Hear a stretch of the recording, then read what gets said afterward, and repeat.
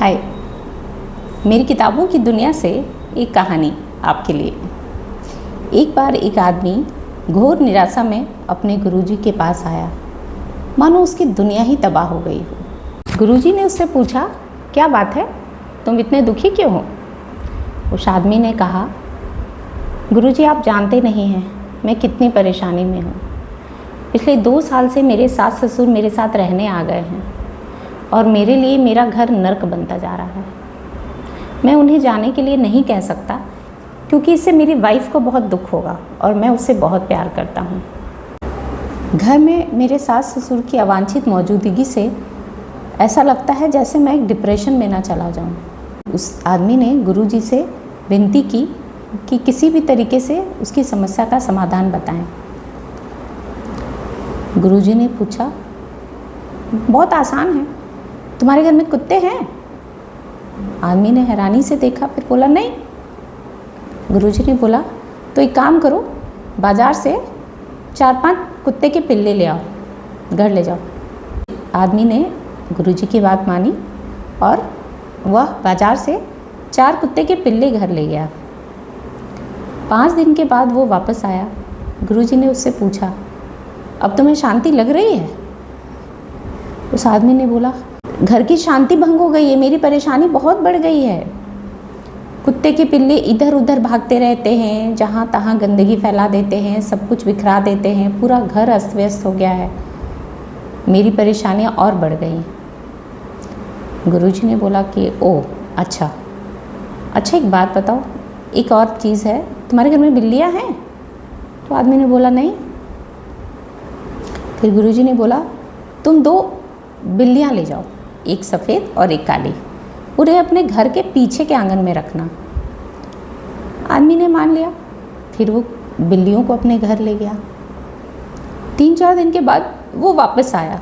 गुरुजी ने फिर पूछा, अब कैसा है, तुम कुछ शांति महसूस कर रहे हो? तो आदमी ने बोला, नहीं, मेरी परेशानियां तो और बढ़ गई हैं। कुत्ते जो हैं बिल्लियों के पीछे दौड़ते रहते हैं, बिल्लियां भागती रहती हैं, मुझे हर समय ध्यान रखना पड़ता है कि कहीं कुत्ते बिल्लियों को मार ना डालें, इसीलिए मेरा ध्यान पूरे टाइम घर में ही रहता है और मैं इधर उधर दौड़ता रहता हूँ।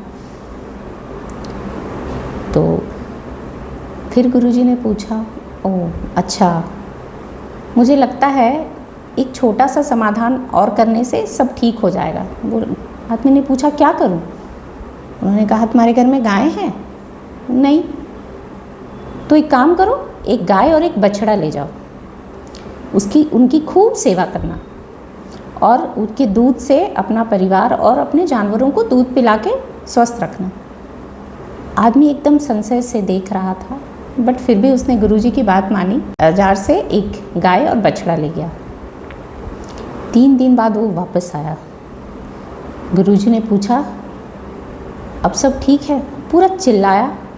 वो बोला कि आप कैसे गुरुजी हैं? मैंने आपको अपने सास ससुर के आने से जो मेरी परेशानी बढ़ी है, जो मेरी शांति भंग हुई है, उसका समाधान करने के लिए बताया, पूछा, और आप पूरे फार्म हाउस के जानवरों को मेरे घर में रखवा कर मेरी परेशानियों को 100 गुना बढ़ा दे रहे हैं।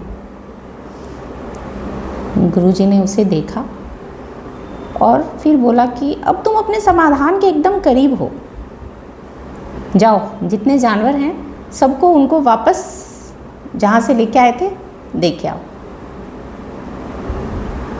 आदमी गया और सारे जानवरों को वापस उनकी जगह पे पहुँचाया।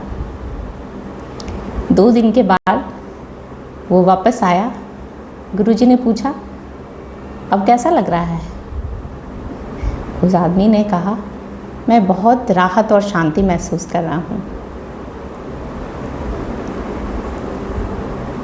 उसके सास ससुर अभी भी उसके घर में ही थे। स्थितियाँ बिल्कुल वैसी ही थी जिससे वो पहले बहुत ज़्यादा परेशानी महसूस कर रहा था, लेकिन अब उसकी लाइफ में शांति और सुकून था। कहानी की सीख ये है कि बाहरी स्थितियाँ हमारे नियंत्रण में नहीं होती। हमारी ज़िंदगी में अवांछित चीज़ें होती रहती हैं। अप्रिय लोग या परिस्थितियाँ आती रहती हैं, पर चुनाव हमें करना है कि या उन स्थितियों और परिस्थितियों को सोचकर हम दुखी होते रहें या अपना दृष्टिकोण बदलें, जो कि हमारे वश में है। Thank you.